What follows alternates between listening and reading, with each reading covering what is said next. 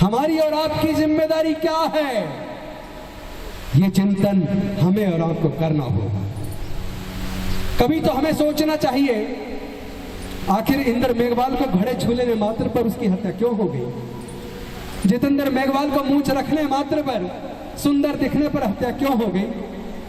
हाथरस के अंदर एक बेटी की हत्या करके आधी रात को उनका शव जला दिया गया, आखिर क्यों?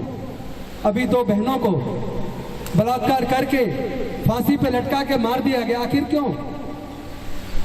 घोड़ी पर बारात निकालने पर हमले क्यों? जाति के ऊपर इतना उन्माद क्यों? जब तक हम इस बीमारी को नहीं समझेंगे तब तक बीमारी का इलाज नहीं हो सकता। आप लोग जब बीमार हो जाते हैं, इलाज के लिए डॉक्टर के पास जाते हैं, डॉक्टर आपका सारी परेशानी सुनता और समझता है, समझने के बाद दवाई देता है। दवाई देने के बाद भी जब दवाई आप लेते हैं और ठीक नहीं होते, उसके बाद फिर से आप डॉक्टर के पास जाते हैं। आप डॉक्टर को कहते हो कि डॉक्टर साहब, आपकी दवाई जितने दिन आपने कही थी उतने दिन मैंने दवाई खाई, लेकिन मेरे को बिल्कुल भी आराम नहीं है। उसके बाद डॉक्टर आपके कई प्रकार के टेस्ट कराता है, ब्लड टेस्ट कराता है, यूरिन टेस्ट कराता है, एक्सरे कराता है, MRI कराता है, CT स्कैन कराता है, और सारी जांच कराने के बाद पहले वो बीमारी के कारण को समझता है। जब आपकी बीमारी का कारण समझ आ जाता है, उसके बाद डॉक्टर दवाई देता है, और दवाई लेने के बाद आप लोग ठीक हो जाते हैं। तो फिर हम लोग की बीमारी ठीक क्यों नहीं हो रही? हम लोग भी तो नाना प्रकार की दवाइयां खा रहे हैं। हम लोग भी तो जाति की वजह से उत्पीड़न से कैसे मुक्ति मिले, उसके नाना प्रकार के उपाय कर रहे हैं। सरकारों ने बहुत सारे कानून बनाए, बहुत सारी योजनाएं बनाई, न्यायालय बनाए, लेकिन उसके बावजूद हमारी बीमारी से, उस उत्पीड़न से हमें मुक्ति क्यों नहीं मिल रही? तो मैं एक समाज का डॉक्टर होने के नाते, जो मैंने तरह तरह की जांच करने के बाद इस सामाजिक बीमारी का कारण ढूंढ निकाला है, वही कारण जो डॉक्टर बाबा साहेब अम्बेडकर जी ने इतने साल पहले खोज लिया था कि ये सामाजिक व्यवस्था जो ऊंच नीच पर आधारित है, छुआछूत पर आधारित है, असमानता पर आधारित है, शोषण पर आधारित है, ये शोषणकारी व्यवस्था हमारी गुलामी का कारण है, हमारी बदहाली का कारण है, हमारे उत्पीड़न का कारण है। जब तक इस सामाजिक व्यवस्था में हम लोग बने रहेंगे, जब तक हम लोग अपनी अपनी जाति को ऊंचा बताते रहेंगे, जब तक हम लोग अपनी अपनी जातियों को जिंदा रखेंगे, जब तक हम लोग इस सामाजिक व्यवस्था में जहाँ विषमता है, शोषण है, छुआछूत है, जातिवाद है, उसी सामाजिक व्यवस्था में बने रहकर जातियों को जिंदा रखेंगे, तब तक हमें इस सामाजिक उत्पीड़न से, जातिगत उत्पीड़न से, छुआछूत से मुक्ति मिलने वाली नहीं है। डॉक्टर बाबा साहेब अम्बेडकर तो दवाई देकर गए, उन्होंने इस सामाजिक बीमारी का कारण समझ लिया था, और उसका इलाज करने के लिए वो पूरे समाज का आह्वान करके अपने समाज को बुद्ध का धम्म दे कर गए। उन्होंने कहा था, मैं भारत बौद्ध में करी, मैं भारत को बौद्ध में करूंगा, मैं अपने समाज को छुआछूत से, जातिवाद से मुक्त करूंगा, मैं अपने समाज को अनेक प्रकार की विषमता से, असमानता से मुक्त करूंगा, मैं अपने समाज के जीवन के विकास के रास्ते खोल दूंगा। और उन्होंने संकल्प लिया, अब मैं अपना बाकी का जीवन भारत को बौद्ध में बनाने में, छुआछूत मुक्त बनाने में, जातिवाद मुक्त बनाने में लगाऊंगा।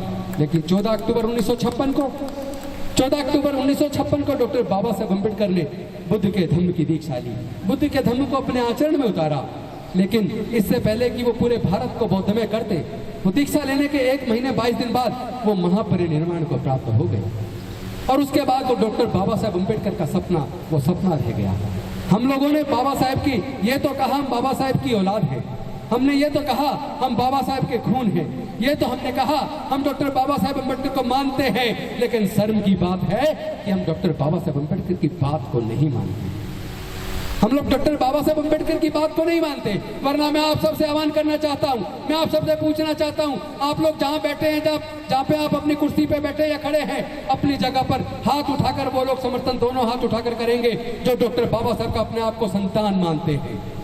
जो चाहते हैं छुआछूत मुक्त भारत बने, जो चाहते हैं जातिवाद मुक्त भारत बने, जो चाहते हैं विषमता पर आधारित व्यवस्था खत्म हो, जो चाहते हैं न्याय पर आधारित समता, स्वतंत्रता, बंधुता और न्याय पर आधारित, प्रज्ञा पर आधारित, शील पर आधारित समाज का निर्माण हो। एक ऐसा भारत बने जहाँ जाति के आधार पे होने वाले छुआछूत को पूरी तरह से निस्तेनाबूद कर दे, जहाँ हमारी बहन बेटियों की इज्जत को हम सुरक्षित कर लें, जहाँ कोई घोड़े खरीदने पर हत्या ना हो, जहाँ कोई घड़ा खरीद को टच करने पर हत्या ना हो, जहाँ कोई मुंह झलकने पर हत्या ना हो। अगर आप लोग ऐसा चाहते हैं तो आपको डॉक्टर बाबा साहब अम्बेडकर की बात को मानना होगा, आपको बाबा साहब अम्बेडकर की बात को मानना होगा।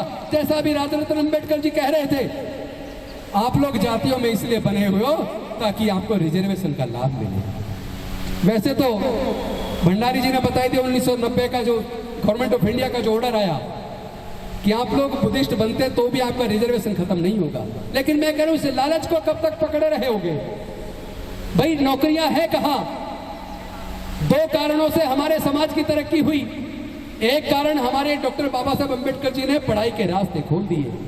हजारों साल तक हमारे लोगों को पढ़ने लिखने का अधिकार नहीं था, हजारों साल तक हमारे लोगों को व्यापार करने का अधिकार नहीं था, हजारों साल तक हमारे लोगों को संपत्ति रखने का अधिकार नहीं था। इसीलिए हमारे समाज के लोग ना तो संपत्ति के मालिक बन पाए, ना कॉलेज के मालिक बन पाए, ना स्कूल के मालिक बन पाए, ना अस्पताल के मालिक बन पाए। इसी वजह से हमारे लोग जमीन के मालिक नहीं बन पाए। इसी वजह से हमारे लोग देश की संपदा में, संपत्ति में, व्यापार में, इंडस्ट्रीज में हिस्सेदारी, भागीदारी सुनिश्चित नहीं कर पाए। इसी वजह से हमारे लोग पिछड़ गए और जो कुछ हमें मिला वो केवल डॉक्टर बाबा साहब अम्बेडकर के दिए रिजर्वेशन की वजह से, पढ़ने के अधिकार की वजह से दिया। अगर वो हमारे पढ़ाई के रास्ते ना खोलते, अगर हमारे लिए रिजर्वेशन की व्यवस्था ना करते, हम लोग नौकरी में ना पाते। आज हमारे लोग डॉक्टर बन गए, इंजीनियर बन गए, जज बन गए, कलेक्टर बन गए, साइंटिस्ट बन गए, प्रोफेसर बन गए, हमारे लोग मुख्यमंत्री बन गए, हमारे लोग राष्ट्रपति बन गए। लेकिन यह ताली बजाने से पहले सोच लेना, ईमानदारी से बताइए, क्या मुख्यमंत्री बनने के बाद हमारी समस्याओं का समाधान हो गया? क्या देश के दो राष्ट्रपति बनने के बावजूद क्या हमारे समाज की समस्याओं का समाधान हो गया? आज भी तो राष्ट्रपति आदिवासी समाज से है, लेकिन दुख तब होता है आदिवासी राष्ट्रपति बनेगा तो कहेंगे आदिवासी राष्ट्रपति, दलित राष्ट्रपति बनेगा तो कहेंगे दलित राष्ट्रपति, दलित मुख्यमंत्री बनेगा तो कहेंगे दलित मुख्यमंत्री, मुख्य न्यायाधीश दलित बनेगा तो कहेंगे दलित मुख्य न्यायाधीश। अरे भाई, जब बाकी लोग बनते हैं तो कोई कहता सुना है ब्राह्मण मुख्यमंत्री, ब्राह्मण राष्ट्रपति? सुना है क्या? इसी अंतर को समझिए। ये लोग हमारी इस पहचान को बरकरार रखना चाहते हैं। ये लोग समझ गए, जो लोग 16-16 घंटे धूप में काम करते थे, मेहनत मशक्कत करते थे, काम के बदले में पैसे नहीं मांगते थे, इनके पास ये बोलने की ताकत कहां से आ गई? आज ये जुल्म के खिलाफ आवाज उठाते हैं, आज ये आंदोलन शुरू कर देते हैं। उनको समझ आ गया ये ताकत डॉक्टर बाबा साहब अम्बेडकर के द्वारा इनके जो पढ़ाई लिखाई के रास्ते खोल दिए, इन्होंने पढ़ने लिखने से ज्ञान अर्जित कर लिया, इससे ज्ञान से इनके पास बोलने की ताकत आ गई। और जो डॉक्टर बाबा साहब अम्बेडकर जी ने रिजर्वेशन की व्यवस्था की, उस रिजर्वेशन की व्यवस्था से ये लोग ग्राम प्रधान बन गए, निगम पार्षद बन गए, जिला पंचायत में जीत कर आ गए, एमएलए बन गए, एमपी बन गए, मंत्री बन गए। यहाँ तक कि मैं आज अगर मंत्री हूँ तो डॉक्टर बाबा साहब अम्बेडकर की कुर्बानी और बलिदान की वजह से हूँ। लोग कहते हैं कि मंत्री पद चला जाएगा, अरे मंत्री पद तो कुर्बान है अपने समाज के ऊपर। इस समाज की वजह से, डॉक्टर बाबा साहब अम्बेडकर की कुर्बानी की वजह से तो मंत्री पद मिला है। अगर अपने समाज की इज्जत सुरक्षित ना कर पाए, अगर अपने समाज की बहन बेटी की इज्जत ना बचा पाए, अगर अपने समाज के ऊपर होने वाले जुल्म के खिलाफ ना बोल पाए, अगर अपने मुद्दों को हम संसद और विधानसभाओं के अंदर ना उठा पाए, तो हम समाजद्रोही हैं, हम धोखेबाज हैं। हमने बाबा साहब के साथ धोखा किया। अब हम धोखेबाज नहीं कहलाना चाहते।